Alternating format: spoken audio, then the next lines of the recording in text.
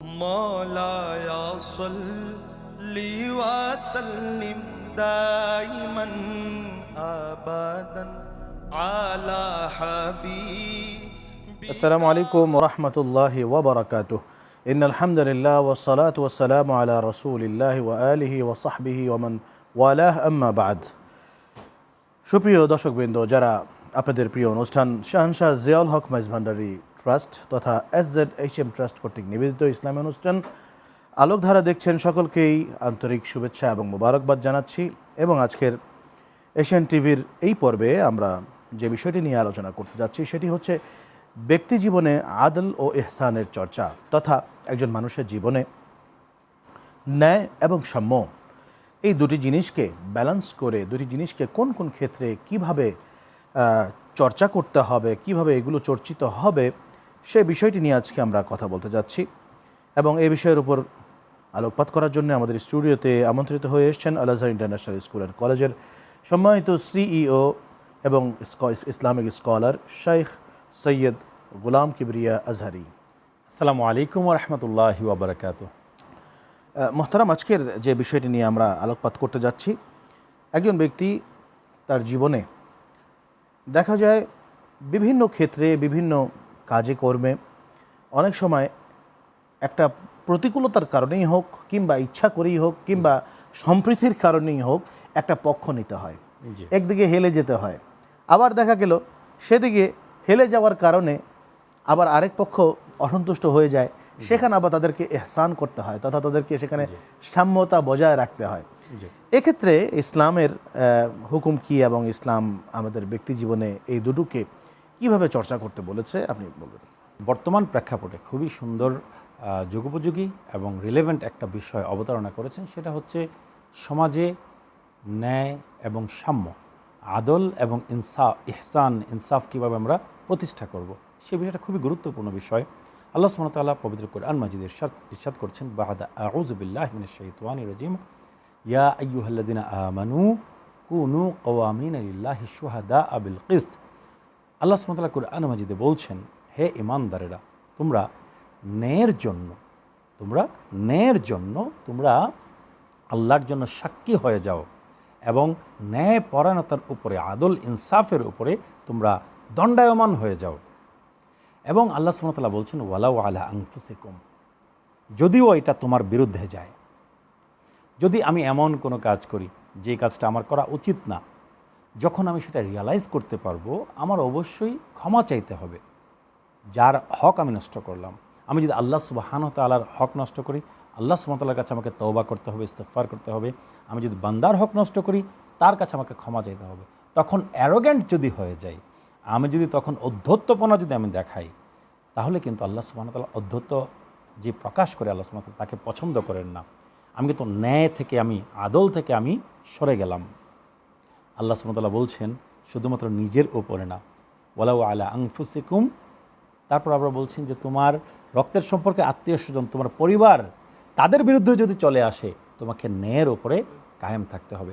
অপর আয়াতে আল্লাহ সুবহানাহু ওয়া তাআলা বলছেন, সিমিলার আয়াত, আল্লাহ সুবহানাহু ওয়া তাআলা বলছেন, ওয়ালা ইয়াজরিমান্নাকুম শানাআনু কওমিন আলা আল্লা তা'দিলু ই'দিলু হুয়া আকরাবু লিত-তাকওয়া।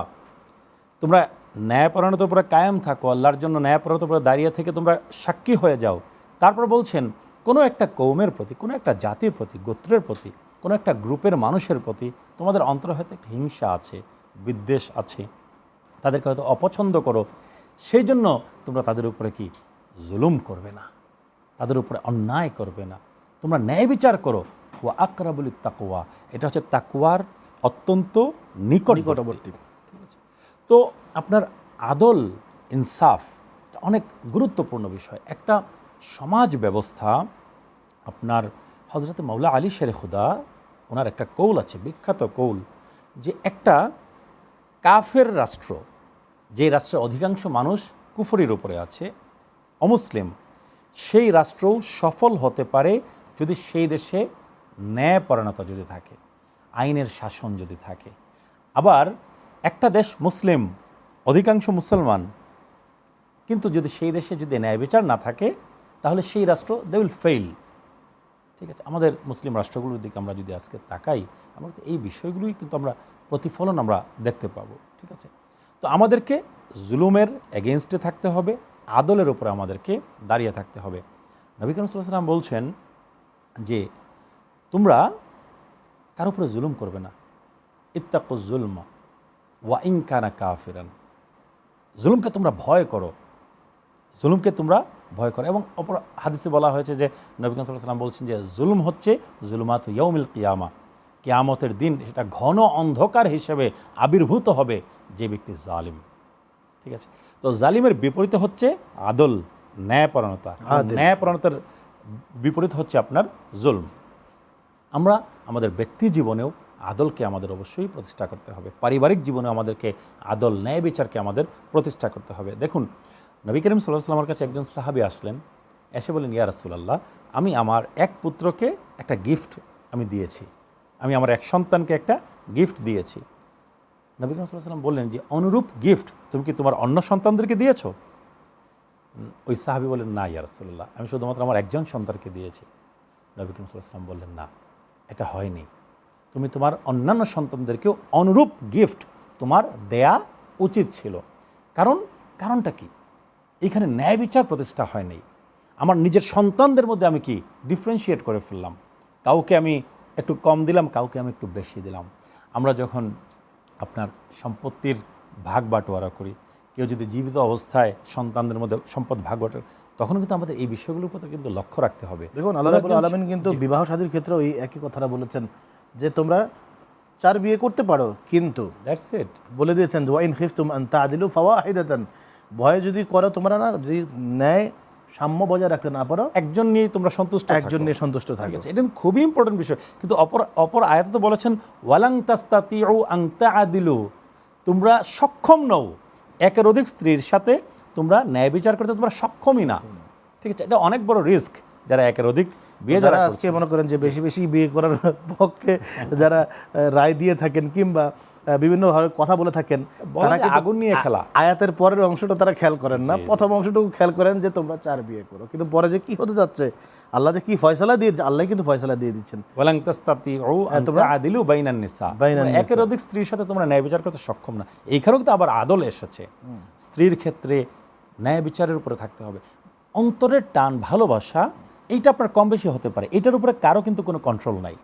ওয়াল্লাহু ইয়াহুলু বাইনাল মারই ওয়া কলবি, আল্লাহ সুবহানাহু ওয়া তাআলা বলছেন যে একমাত্র আল্লাহ সুবহানাহু ওয়া তাআলাই মানুষের অন্তর এবং মানুষের মধ্যে আসেন। ঠিক আছে, আল্লাহ সুবহানাহু ওয়া তাআলা এই অন্তরকে কন্ট্রোল করেন, এইখানে কারো কোনো আপনার নিয়ন্ত্রণ নাই। ভালোবাসা একজনের প্রতি বেশি হতে পারে, আপনার কোনো একজন সন্তানকে, অথবা আপনার একাধিক স্ত্রী যদি থাকে।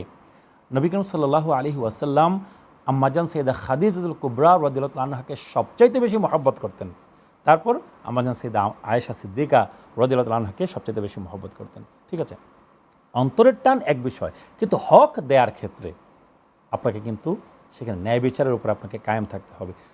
একাধিক স্ত্রীর ক্ষেত্রেও, সন্তানদের ক্ষেত্রেও, আপনার ভাই বোন রক্তের সম্পর্কে যারা আছেন, ঠিক আছে, আমরা বোনদেরকে আমরা কি করতে চাই না, মাহরুম করতে চাই না, আমরা মিরাজ দিতে চাই না।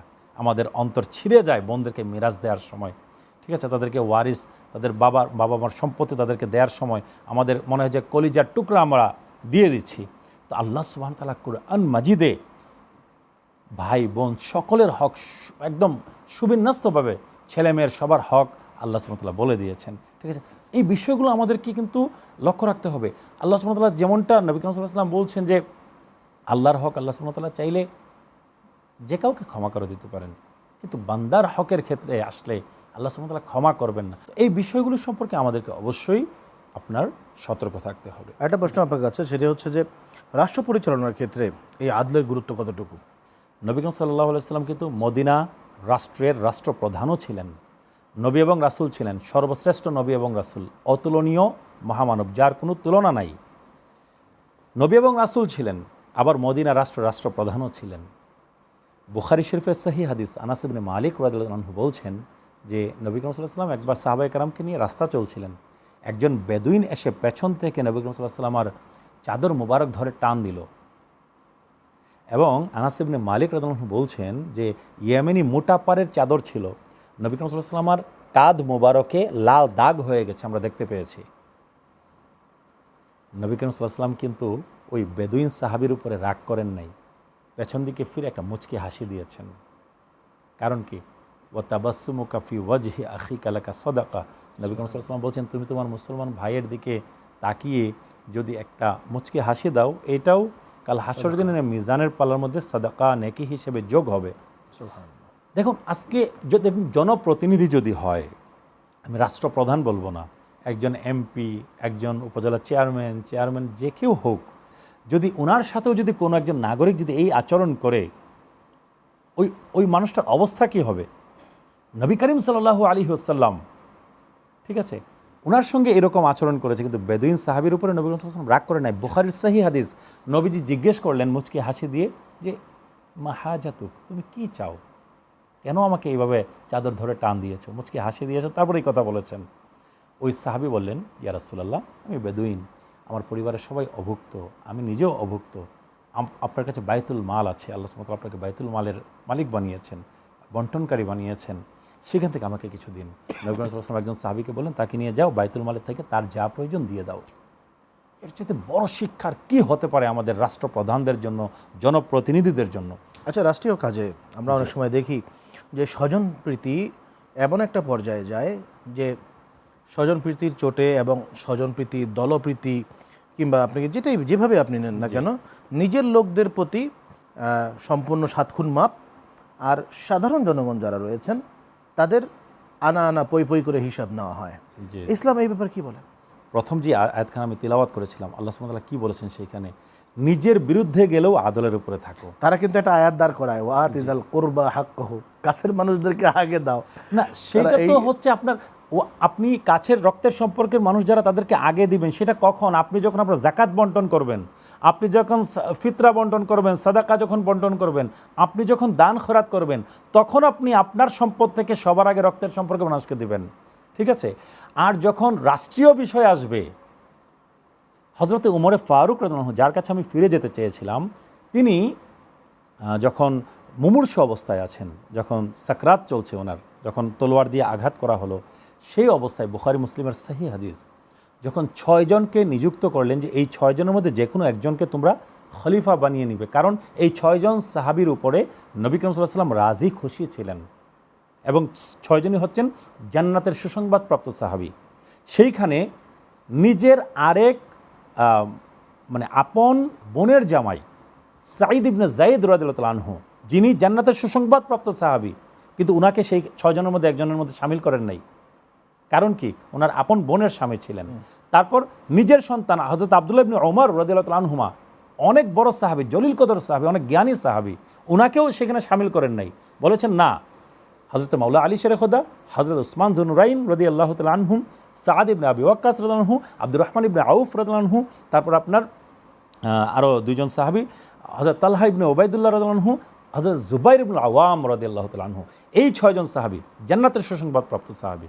ওনাদের মধ্যে যে কোনো একজনকে বলেছেন খলিফা বানাতে, রাষ্ট্রপ্রধান বানাতে। এগুলো আমাদের জন্য সবচেয়ে বড় শিক্ষা। হযরতে উমরে ফারুক রাদিয়াল্লাহু আনহুর লাইফ যদি আমরা স্টাডি করি, খোলাফায়ে রাশিদিন প্রত্যেকের জীবনে যদি আমরা স্টাডি করি, কিন্তু উমরে ফারুক রাদিয়াল্লাহু আনহু যেই স্ট্যান্ডার্ড সেট করে গিয়েছেন আমাদের রাষ্ট্রপ্রধানদের জন্য, জনপ্রশাসকদের জন্য এবং জনপ্রতিনিধিদের জন্য, এটা আপনার কাল কিয়ামত পর্যন্ত অদ্বিতীয়, অবিস্মরণীয়। আজকে ইউরোপ আমেরিকাতে আমরা যদি দেখি, সাম্যের কথা আছে, ইহসানের কথা আছে আমাদের আজকের টপিকে। ইউরোপ আমেরিকাতে আপনার বেকার যে মানুষ আছে তাদেরকে ভাতা দেয়া হয়, ছোট বাচ্চাদেরকে ভাতা দেয়া হয়, তারপর বৃদ্ধদেরকে ভাতা দেয়া হয়, ডিসেবল যারা, প্রতিবন্ধী যারা, তাদেরকে ভাতা দেয়া হয়। এই ভাতাগুলো পৃথিবীর ইতিহাসে সর্বপ্রথম চালু করেছেন হযরত উমর ফারুক রাদিয়াল্লাহু তাআলা আনহু। তিনি বলতেন, মদিনায় বসে বলতেন, ওনার রাজধানী ছিল মদিনায়, তিনি সেইখানে বসে বলেছেন যে সুদূর ফুরাত নদীর তীরেও যদি একটি ছাগল যদি অনাহারে অর্ধাহারে থাকে, অপর বর্ণনা এসছে একটি কুকুর যদি অনাহারে অর্ধাহারে থাকে, আমাকে হয়তো বা কাল কিয়ামতের দিন সেই জন্য জবাবদিহি করতে হবে। ঠিক আছে? তো ন্যায়, সাম্য, ইহসান, মানুষে মানুষের সম্পর্ক, মানুষের প্রতি সহমর্মিতা, এই বিষয়গুলো ইসলামের কোর ভ্যালু। ঠিক আছে? এবং এইখানে কিন্তু মুসলিম অমুসলিম পার্শিয়ালিটি করা হয় নাই। আমি যে হাদিসটা আপনাকে বললাম, তোমরা জুলুমকে ভয় করো, ওয়া ইন কানা কাফিরান। আমরা এখন অমুসলিম, তাদের মন্দিরে অ্যাটাক হচ্ছে, যে কোনো পক্ষ থেকে হোক, কে করছে আমরা জানি না, কিন্তু এই কাজগুলো তো ভয়ানক রকমের গুনাহের কাজ। ইসলাম বলে যে যার যার ধর্ম শান্তিপূর্ণভাবে পালন করবে, লাকুম দীনুকুম ওয়ালিয়া দিন, যার যার ধর্ম তার তার কাছে, ঠিক আছে, সবাই শান্তিপূর্ণভাবে সহাবস্থান করবে একটা দেশে, ঠিক আছে, ধর্ম বর্ণ নির্বিশেষে। এটা হচ্ছে ইসলামের শিক্ষা, এটা সাম্যের শিক্ষা। ইসলামের চাইতে বড় সাম্যবাদী ধর্ম পৃথিবীতে আর হতে পারে না। আচ্ছা, ব্যক্তি জীবনে ইহসান, আমরা তখন যাবৎ আদলের কথা আপনার কাছে শুনলাম, এরপর যে আসি ব্যক্তি জীবনে ইহসানের চর্চার ব্যাপারে। ইহসান কিন্তু দুইটা জায়গায় দুই রকমভাবে অর্থ হয়। এটা হচ্ছে মানব জীবনে ইহসান, আর এটা হচ্ছে ধর্মীয় দিক থেকে ইহসান। এই দুটোর ব্যাপারে আমি জানতে চাচ্ছি। হ্যাঁ, দেখুন, আমরা যদি হাদিসে জিবরিলের দিকে যদি ফিরে যাই, বুখারী মুসলিম উভয় কিতাবে এই হাদিসখানা এসেছে। তিনি মানব রূপে এসেছিলেন, নবী করিম সাল্লাল্লাহু আলাইহি ওয়াসাল্লামকে কিছু প্রশ্ন করেছিলেন যে ঈমান কি, ইসলাম কি। প্রথমে জিজ্ঞেস করেছেন ইসলাম কি। নবী করিম সাল্লাল্লাহু আলাইহি ওয়াসাল্লাম বলেছেন যে কালিমা শাহাদাতের বিষয়টা বলেছেন, তারপর বলেছেন যে নামাজ পড়া, রোজা রাখা, হজ করা, যাকাত দেয়া, ঠিক আছে, যদি সামর্থ্য থাকে, এগুলো হচ্ছে ইসলাম। আর ঈমান যখন জিজ্ঞেস করা হয়েছে, বলেছেন যে আল্লাহর উপরে বিশ্বাস, ফেরেশতার উপরে বিশ্বাস, নবীগণের উপরে বিশ্বাস, আসমানি কিতাবের উপরে বিশ্বাস, পরকালে বিশ্বাস, তাকদীরের ভালো মন্দ বিশ্বাস, হচ্ছে ঈমান। তারপর তৃতীয় প্রশ্ন করেছেন ওয়ামাল ইহসান। জিবরিল আমিন মানুষ রূপে এসে নবী করিম সাল্লাল্লাহু আলাইহি ওয়াসাল্লামকে জিজ্ঞেস করছেন ইহসান কি জিনিস। নবী করিম সাল্লাল্লাহু আলাইহি ওয়াসাল্লাম জবাব দিচ্ছেন আন তা'বুদাল্লাহা কাআন্নাকা তারাহু ফাইন লাম তাকুন তারাহু ফাইন্নাহু ইয়ারাক। তুমি এমনভাবে তোমার রবের, তোমার আল্লাহর ইবাদত করবে যেন তুমি তাকে দেখছো, আর যদি মনে হয় তুমি তাকে দেখছো না, তিনি তোমাকে দেখছেন। এতটুকু ঈমান বিশ্বাস রেখে অবশ্যই ইবাদত করতে হবে। শুধুমাত্র নামাজ বলা হয় নাই, কিন্তু ইবাদত বলা হয়েছে। আন তা'বুদাল্লাহ, এটা শুধুমাত্র সালাত আদায় করার চাইতেও এটা ব্যাপক। নামাজ অবশ্যই, নামাজ অবস্থায় আমাদেরকে এতটুকু চিন্তা অন্তর্ভুক্ত থাকতে হবে যে আমার মাওলা আমাকে দেখছেন, আমার আল্লাহ আমাকে দেখছেন সার্বক্ষণিক। এটা 24/7 একটা বিষয়, কারণ মুসলমানের প্রতিটা কাজই হচ্ছে ইবাদত। যদি সেটা আল্লাহ এবং রাসূলের সন্তুষ্টির জন্য হয়, ভালো কল্যাণকর যদি হয়, আপনার একটা স্পিরিচুয়াল বন্ডিং আল্লাহ সুবহানাহু ওয়া তাআলার সাথে গড়তে হবে। আল্লাহ সুবহানাহু ওয়া তাআলার মুরাকাবা মুশাহাদাতে আমি যখন থাকবো, ধ্যানে যখন আমি থাকবো, খেয়ালে যখন আমি থাকবো, আল্লাহ সুবহানাহু ওয়া তাআলার সাথে, আপনার মৌলার সাথে আপনার স্পিরিচুয়াল বন্ডিংটা অনেক স্ট্রং হবে, ঠিক আছে। এইটা হচ্ছে আল্লাহ সুবহানাহু ওয়া তাআলার সম্পর্কের ক্ষেত্রে। তারপর ইহসান, নবী করিম সাল্লাল্লাহু আলাইহি ওয়াসাল্লামের ব্যাপারেও ইহসান আসবে। নবী করিম সাল্লাল্লাহু আলাইহি ওয়াসাল্লামের শান, মান, মর্যাদা according to his status. Nabi Karim সাল্লাল্লাহু আলাইহি ওয়াসাল্লামের স্ট্যাটাস অনুযায়ী নবী করিম সাল্লাল্লাহু আলাইহি ওয়াসাল্লামকে মানা, নবীজির সাথে একটা স্পিরিচুয়াল বন্ডিং কায়েম করা, যার যার মর্যাদা অনুযায়ী ইহসান করতে হবে। সর্বশেষ ইহসান হচ্ছে সকল মানুষের প্রতি, নিজের নফসের প্রতি। এটা আরেকটা ইহসান। আল্লাহ কোরআন শরীফে বলেছেন ইন আহসানতুম আহসানতুম লিআনফুসিকুম ওয়া ইন আসাতুম ফালাহা। যে আপনি যদি ইহসান করেন, আপনি নিজের জন্যই ইহসান করছেন, নিজের নফসের উপরে ইহসান করছেন। আর যদি জুলুম করেন, সেটাও আপনি কি নিজের নফসের উপরে জুলুম করছেন। তো ইহসান নিজের নফসের ব্যাপারেও আসবে। আমি কবিরা গুনাহের মাধ্যমে আমার কলবটাকে যদি আমি অপবিত্র করে দিই, দূষিত করে দিই, তাজকিয়াত নফসের যে বিষয়গুলো বলা হয়েছে, এটার বিপরীত যদি আমি করি, আত্মপরিশুদ্ধির যে বিপরীত যে ধারা আছে, সেই ধারা যদি আমি অনুসরণ করি, ঈমান আকীদা গর্হিত চিন্তা চেতনা যদি আমি লালন করি, আমি কিন্তু আমার নফসের উপরে জুলুম করছি। এটা ইহসানের বিপরীত, আদল ইনসাফের বিপরীত এটা। তারপর মানুষের প্রতি ইহসান, সমাজের মানুষের প্রতি ইহসান, পরিবার পরিজনের প্রতি ইহসান। নবী করিম সাল্লাল্লাহু আলাইহি ওয়াসাল্লাম বলছেন আহসিন ইলা মান আসাআ ইলাইক। তুমি তার প্রতি ইহসান করো, ঠিক আছে, যে তোমার সাথে খারাপ ব্যবহার করেছে। যে আমার সাথে খারাপ ব্যবহার করেছে, তার সাথেও আমাকে ইহসান করতে হবে, সুন্দর আচরণ করতে হবে, উত্তম আচরণ করতে হবে। তার সুখে দুঃখে বিপদে আপদে আমাকে তার পাশে গিয়ে দাঁড়াতে হবে। জি। আচ্ছা, আমরা যে এই ইহসান এবং আদলের কথা বলি, মনুষ্য জাতের বাইরে আরও তো আমাদের পৃথিবীতে পশু রয়েছে, বিভিন্ন কিছু রয়েছে। এদের সাথে আমাদের মনুষ্য সমাজের ইহসান এবং আদল কি করে কম্বাইন্ড করতে হবে, কারণ তাদের প্রতি তো ইহসান করতে হবে। দেখুন, নবী করিম সাল্লাল্লাহু আলাইহি সাল্লাম সহিহ হাদিসের মধ্যে এসেছে, একটা উট পাগলামি শুরু করে দিয়েছে। সাহাবা একরাম আসলেন, ওই উটের মালিক আসলেন, এসে বলেন ইয়া রাসূলুল্লাহ, আমার উট পাগলামি শুরু করেছে, একটু দোয়া করুন। কারণ নবী করিম সাল্লাল্লাহু আলাইহি সাল্লাম আমার দরবারই ছিল সাহাবা একরামের যাওয়ার একমাত্র গন্তব্য। যে কোনো সমস্যায় নবী করিম সাল্লাল্লাহু আলাইহি সাল্লাম আমার দরবারে যেতেন। ইয়া রাসূলুল্লাহ, আমার উট এরকম সমস্যা শুরু করেছে, একজন আনসার সাহাবীর বাগানের ভেতরে, দেয়াল ঘেরা বাগানের ভেতরে ঢুকে সে পাগলামি করছে, তুলকালাম কাণ্ড করছে। নবী করিম সাল্লাল্লাহু আলাইহি ওয়াসাল্লাম বলেন, আমাকে নিয়ে যাও। সাহাবা একরাম বলছেন যে ইয়া রাসূলুল্লাহ, ওর তো পাগলামি শুরু করেছে, আপনি গেলে তো ক্ষতি হতে পারে। নবী করিম সাল্লাল্লাহু আলাইহি ওয়াসাল্লাম বলেন, আমাকে যেতে দাও। ভেতরে গেলেন, যাওয়ার সাথে সাথে সেই উট সম্পূর্ণরূপে শান্ত। নবী করিম সাল্লাল্লাহু আলাইহি ওয়াসাল্লামের কাছে আসলো। সাহাবী বলছেন, হাদিসের বর্ণনাকারী, যে আমাদের কাছে মনে হলো দুইজন মানুষ যেভাবে কানাকানি করে কথা বলে, উট নবী করিম সাল্লাল্লাহু আলাইহি ওয়াসাল্লামের সাথে এভাবে কানাকানি করে যেন কি বলল। তারপর কথা যখন শেষ, নবী করিম সাল্লাল্লাহু আলাইহি ওয়াসাল্লাম আসলেন, এসে বলেন, উটের মালিককে, আমার কাছে আসো, তোমার উট তোমার নামে আমার কাছে কমপ্লেইন করেছে, তুমি তাকে ঠিকমতো খাবার দাও না, তুমি তার উপরে অতিরিক্ত বোঝা চাপিয়ে দাও, তুমি তাকে বিশ্রাম দাও না, ঠিক আছে, তুমি এই কাজগুলো বন্ধ করে দাও, তাহলে তোমার উট শান্ত হয়ে যাবে। নবী করিম সাল্লাল্লাহু আলাইহি ওয়াসাল্লামের সাথে সৃষ্ট জীবেরও আপনার একটা খুব সুন্দর একটা বন্ডিং ছিল। সৃষ্ট জীবের উপরেও ইহসান করতে বলা হয়েছে, তার উপরে যেন আমি তার সামর্থ্যের বাইরে কোনো কিছু চাপিয়ে না দিই। আমি যে জিনিসগুলো দেখি এখন সচরাচর, চায়ের দোকান, পাশ দিয়ে একটা কুকুর যাচ্ছে, মানুষ কোনো উইদাউট এনি রিজন সেই কুকুরটাকে একটা লাথি দিয়ে দিল, গরম পানি ফেলে দিল। মানে ছোট বাচ্চারা যদি করে, মাআযাল্লাহ আস্তাগফিরুল্লাহ, সেটাও করা উচিত না, বড়রাও এই কাজগুলো করে উইদাউট এনি রিজন। একটা কুকুরের গায়ে পানি ঢেলে দিল, এটা করলো, লাঠি দিয়ে বাড়ি দেয়। আমাদের কি করা উচিত? আমাদেরকে এই বিষয়গুলো বুঝতে হবে। এখন যে আপনার অ্যানিম্যাল রাইটস নিয়ে কথা হচ্ছে, অ্যানিম্যাল রাইটস নিয়ে তো সবার আগে কথা বলেছেন হুজুর পূর্ণুর সাল্লাল্লাহু আলাইহি ওয়াসাল্লাম, ঠিক আছে। তো এগুলো সবই ইহসান, সাম্য, ন্যায়, এই সকল কিছুর আপনার অংশ। এই বিষয়গুলোর প্রতি আমাদেরকে লক্ষ্য রাখতে হবে। আচ্ছা, ইহসান এবং আদল ব্যক্তি জীবনে না হয় আমরা চর্চা করলাম, ব্যক্তি জীবনের বাইরেও কিন্তু একটা মানুষের রাষ্ট্রীয় জীবন তো আমরা আলোচনা করেছি। অর্থনৈতিক জীবনে, অর্থনৈতিক ক্ষেত্রে আমরা আদল কী করে প্রতিষ্ঠা করতে পারি? যাকাত কেন সামর্থ্যবানদের উপরে ফরজ হয়েছে? আল্লাহ সুবহানাহু ওয়া তাআলা কোরআন মাজিদে বলছেন, কাই লা ইয়াকুনা দুলাতাও বাইনাল আগনিয়া, সম্পদ যেন তোমাদের ধনীদের কাছে শুধুমাত্র পুঞ্জীভূত না হয়। এর চাইতে বড় সাম্য আপনি আর কি চান? ধনী শুধুমাত্র আপনার ফুলে ফেপে আরও ধনী হবে, গরিব আরও গরিব হবে, ইসলাম এটাতে কখনোই বিশ্বাস করে না। এই আয়াতের মাধ্যমে কিন্তু আল্লাহ রাব্বুল আলামিন পুঁজিবাদীদেরকে কঠোরভাবে কুঠারাঘাত করেছেন এই আয়াতে। এখন যে উগ্র আপনার ক্যাপিটালিজম চলছে, অ্যাগ্রেসিভ ক্যাপিটালিজম, ঠিক আছে, যে আমি শুধুমাত্র মার্কেটে থাকব, আমরা নিজেরা এত বেশি প্রোডাক্ট লাইন আমি আমার কোম্পানিতে ইন্ট্রোডিউস করতেছি, ছোট ছোট যেই ক্ষুদ্র যে ব্যবসায়ীগুলো আছে তারা মারা যাচ্ছে। এখন এই বিষয়গুলোর দিকে লক্ষ্য রাখা উচিত। রাষ্ট্রপ্রধান যারা আছেন, ক্ষমতায় যারা আছেন, তাদেরও লক্ষ্য রাখা উচিত, এবং অ্যাজ এ হিউম্যান বিং আমাদেরও লক্ষ্য রাখা উচিত। কত চাই আমার প্রোডাক্ট লাইনকে, আমি চানাচুর মুড়ি থেকে শুরু করে আপনি এমন সব জিনিসের দিকে যাচ্ছেন যে ক্ষুদ্র ব্যবসায়ীরা মার খাচ্ছে।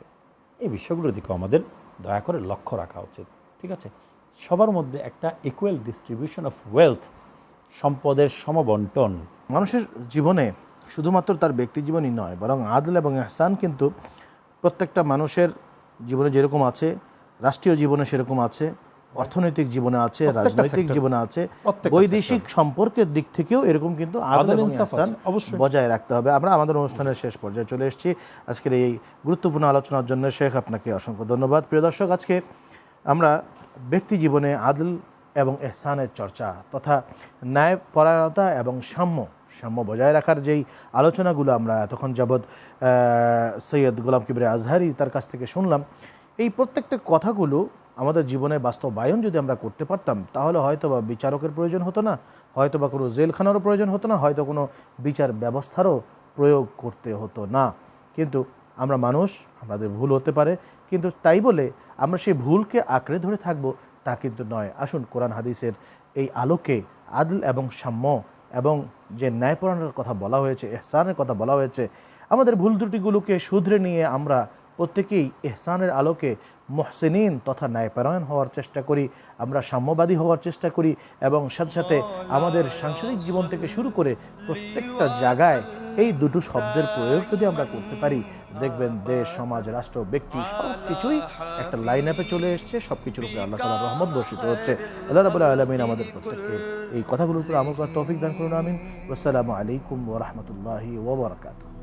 মুহাম্মাদুন সাইয়্যিদুল কাওনাইন ওয়া সাকালাইন।